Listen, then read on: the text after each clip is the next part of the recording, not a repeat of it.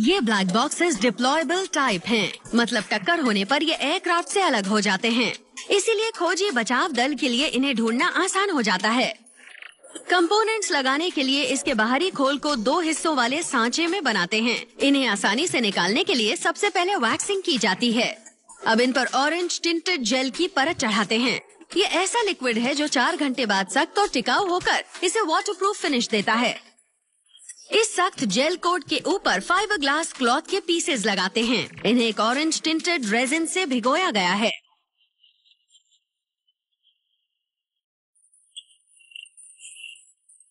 मजबूती देने के लिए किनारे पर एक्स्ट्रा पीसेस लगाते हैं।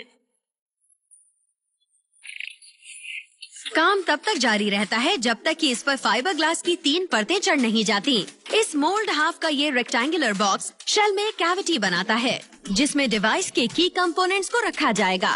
अब फाइबर ग्लास के बीच एल्यूमिनियम प्लेट्स लगाकर इस जगह को मजबूत बनाते हैं ताकि स्क्रूज से कैविटी कवर को जोड़ा जा सके।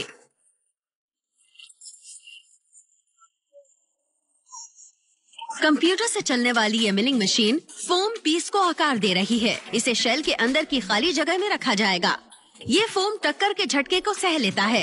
इससे क्रैश के दौरान फ्लाइट डेटा रिकॉर्डर सुरक्षित रहता है। फोम कोर की एक साइड पर रेजिन पेस्ट का कोट चढ़ाते हैं, फिर इसे मोल्ड के अंदर रख देते हैं। खाली जगहों में टेम्पररी रिटेनिंग ब्लॉक रखते हैं। ये आगे होने वाले वैक्यूम प्रोसेस के दौरान फोम कोर को अंदर टूटकर बिखेरने से रोकता है।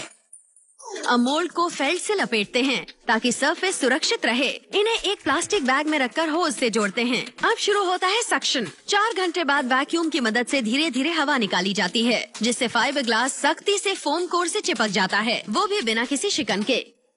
रेजिन को पूरी तरह से सूखने में 4 घंटे और लगते हैं। फिर मोल्ड को वैक्यूम बैग से बाहर निकाल देते हैं। फोम कोर की दूसरी साइड पर भी रेजिन पेस्ट लगाने के बाद स्टील रीइंफोर्समेंट्स लगाई जाती हैं। झटके के दबाव को सहने के साथ ही ये foam core flight data recorder को तैरने लायक भी बनाता है ताकि एयरक्राफ्ट के पानी में गिरने पर भी ये सही सलामत रहे। इस डिवाइस में 2 एंटेनास भी हैं। इनमें से एक को फोम कोर में इसकी तय जगह पर लगाया जाएगा। एक एंटेना डिस्ट्रेस सिग्नल ट्रांसमिट करता है और दूसरा होमिंग सिग्नल, ताकि खोजी बचाव दल दुर्घटनाग्रस्त एयरक्राफ्ट को ढूंढ सके। अब मोल्ड के दोनों हिस्सों को एक साथ जोड़ देते हैं। बेहद सावधानी के साथ एक हिस्से से निकले हुए एंटेना को दूसरे हिस्से की ओपनिंग से बाहर निकाला जाता है।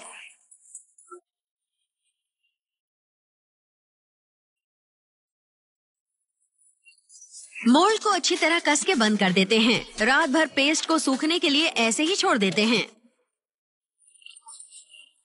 अगले दिन मोल्ड को खोलकर शेल को बाहर निकाल लेते हैं।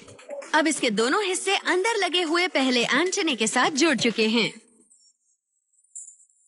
अब दूसरे कंपोनेंट को भी इंस्टॉल करते हैं, जैसे कि ये मेमोरी मॉड्यूल जिसमें सर्किट बोर्ड्स लगे हैं। ये बोर्ड ही फ्लाइट के डेटा और कॉकपिट ऑडियो को रिकॉर्ड करते हैं।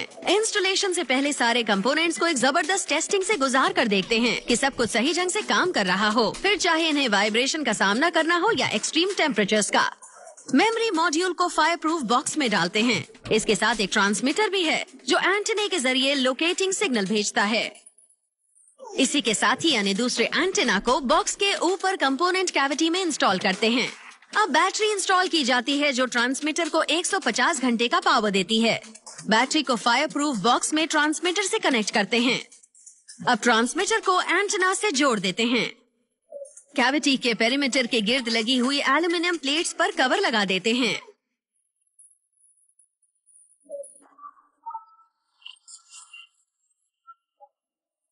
ये डिवाइस तैयार हो चुका है। अब इसे कई परफॉर्मेंस टेस्ट का सामना करना है। ये एक स्पेशल एको फ्री चेम्बर है। यहाँ ट्रांसमीटर से एंटेनास के जरिए भेजे जाने वाले सिग्नल की जांच की जाती है। चेम्बर का रिसीविंग एंटेना कंप्यूटर से जुड़ा है जो सिग्नल की फ्रीक्वेंसी और ट्रांसमिशन पैटर्न को एनालाइज करता है। ये बॉक्स को ढूंढ निकालने के बेहद अहम फैक्टर्स हैं ताकि भविष्य में ऐसी किसी भी घटना को टाला जा सके।